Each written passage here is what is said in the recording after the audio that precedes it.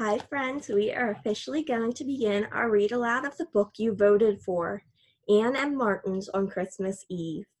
Anne M. Martin is one of my favorite authors. She wrote The Babysitter's Club, Main Street, The Babysitter's Little Sisters, and a bunch of other series. One of my favorite authors. So I love this choice that you made. This is a good choice. The other books were fantastic too, so I would have been happy with any of them, but I have a soft spot for Anne M. Martin.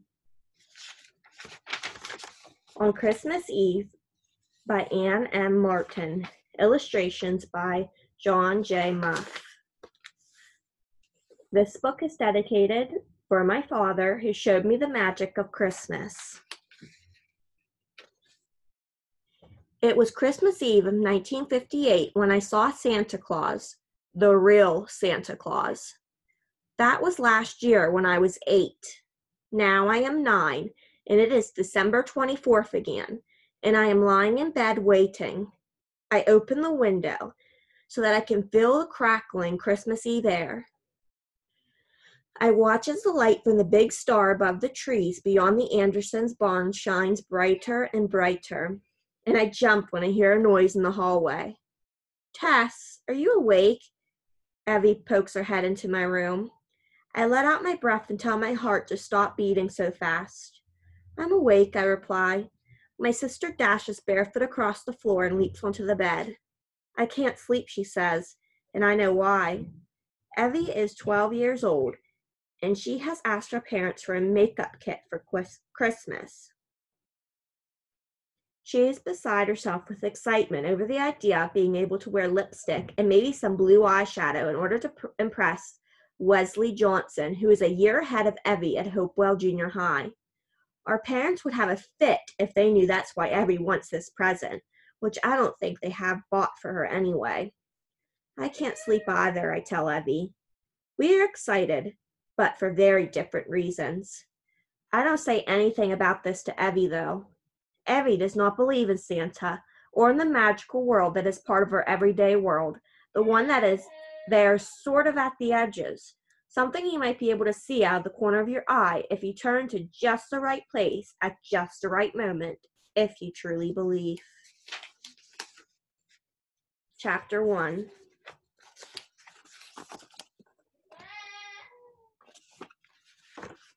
The autumn of 1958 blows in on a wild and chilly wind.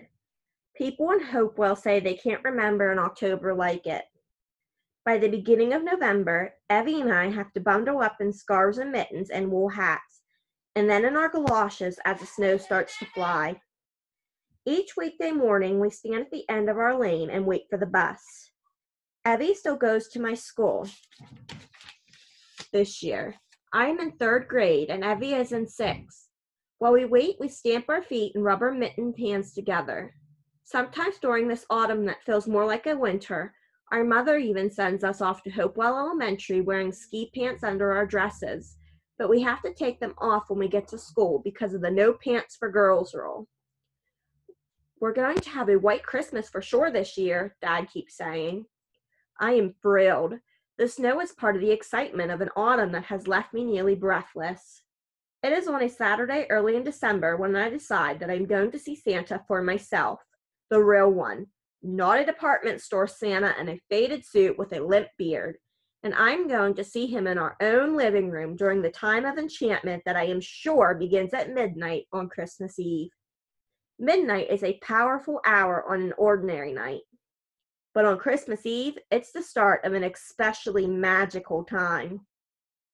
I wake up early that Saturday, long before Evie, who could sleep for hours and hours on weekend mornings. In the kitchen, I find Dad standing at the stove stirring a pot of oatmeal. Mom is hanging up the phone, brows knitted, eyes serious. Good morning, I say, as I slide into my seat at the table. Morning, Pumpkin, says Dad. Morning, says Mom. Tess, that was Mrs. Benjamin. Sarah's going to spend the weekend with us again. Something tightens in my stomach. Now I know why Mom looks worried. I thought Mr. Benjamin was going to come home, I say. Mom shakes her head. Maybe next week. So he'll be home for Christmas? I hope so, Mom replies. The grown-ups have promised that Mr. Benjamin will be home for Christmas. Promised. He has to come home. Christmas is not a time for things to go wrong. Sarah is my best friend. Her mother is Mom's best friend. Mrs. Benjamin and Mom met when they were in the hospital giving birth to Sarah and me.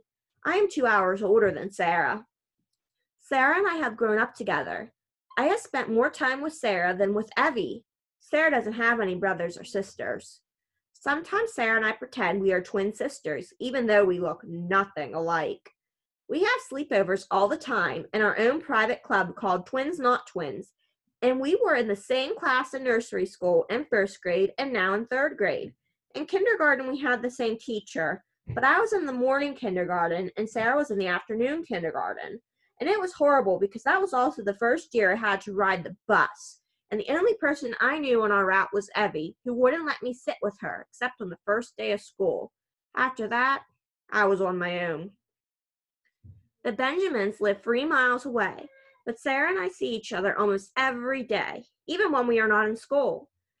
The bottom bunk in Sarah's room is called Tessa's bed. Last summer, I went to the mountains with the Benjamins, and Sarah went to the beach with my family. Then in October, when the chilly wind was starting to screech around the houses and barns of Hopewell, Mr. Benjamin said he didn't feel well. He went to the doctor, he went to the hospital, and the grown-ups began to talk of cancer. They always said the word in a whisper. He has cancer. The more time Mr. Benjamin spends in the hospital, the more time Sarah spends with us. Sometimes she is here for whole weeks. It is so unfair that kids aren't allowed to visit people in the hospital, not even when those people are their own parents. Mr. Benjamin was supposed to come home from the hospital yesterday. Sarah even strung together 11 sheets of construction paper to make a sign that reads, "Welcome home." One big letter on each piece of paper. She said she was going to hang it over the front door to surprise her father. "Why didn't Mr. Benjamin come home?" I asked Mom. Mom shakes her head. She doesn't know. Nobody seems to know much about the cancer. "Sarah will be here by lunchtime," says Mom. And this is when I decide that I must see the real Santa. I have to talk to him. It's very important. I am poking at the oatmeal Dad spooned into my bowl when I think I feel someone staring at me. I peek under the table and there is Sadie. She is sitting at my feet, looking up at me with her happy, squinty eyes. I consider Sadie my second best friend, which frankly dumbfounds Evie. "A dog can't be your best friend," she has said many times. I don't see why not. Sadie and I spend as much time together as Sarah and I do, and I talk to Sadie, tell her all sorts of things, especially things Sarah doesn't want to talk about, like her father's illness. Sadie always looks at me when I talk to her and cocks her head. And if I tell her something particularly interesting, she lifts her ears as if she understands me, which is what a best friend is all about. I wish Sadie could answer me, but I guess that isn't possible. If it were, Sadie surely would have spoken by now. I found Sadie in the ditch by our road when she was a puppy. We took her to our vet, Dr. Layton, and he guessed at her age. About 16 weeks, I'd say, judging by her teeth. Now Sadie is 3 years old. She looks like a miniature golden retriever with a cocker spaniel head and a terrier body. She's a mutt, Evie says, but Evie loves her too. I finish my breakfast and leave Mom and Dad reading the paper at the kitchen table. Evie is still asleep. I want to wake her up. I'm hoping Maggie, who is Evie's best friend, will come over today so Sarah and I can watch her and Evie do 11-year-old things. Sarah always says this helps her forget about the hospital. We will try not to be pests. I know better than to wake up Evie, though, so I decide to take Sadie for a walk. "Bundle up," Mom calls from the kitchen. The snow is flying again. I bundle up until I feel like a pillow stuffed into its case. Then I call to Sadie, and we set out down our lane, fluffing our feet through the snow. When our lane meets the road, we turn left and walk by the Andersons' farm. Their house is even older than ours, built in 1756, and I am positive the Andersons share it with at least one ghost. Over the years, several people have died in the house, and Mrs. Anderson says that sometimes when she's in the kitchen, she can feel another presence in the room, even though no one else is in the house. And Sadie will happily go into the Andersons' house, and she refuses to enter their kitchen. Let's say hi to Peanut, Sadie, I say. Peanut is Evie's horse. She got him on her 9th birthday, which was exactly 1 year after she turned horse crazy. She stables him at the Andersons. Sadie and I wander through the barn. I stop to pat Peanut on his nose. We call hello to the Andersons when we see them sweeping snow off their porch. Then we fluff across their yard and continue down the road. It is later, after we have turned around and are on our way home, that Santa Claus comes into my head again. Sadie and I are wrapped in this silvery light, the snowflakes whirling around us. No sound but the small howl of the wind. I'm looking ahead, trying to see your house in the distance, and all of a sudden, I can't see anything at all. It is as if Sadie and I are inside a milky bubble. I stop, stand still as a statue, and for just one teeny moment, I'm in a room, a cozy room with a fireplace, a Christmas tree in one corner, and I hear 2 words in my head. I don't know who says them, but there they are. Santa Claus.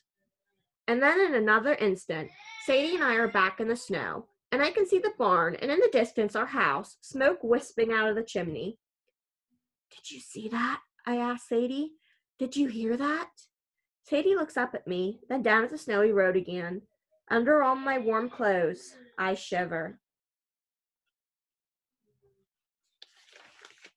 We will pick up with chapter 2 tomorrow.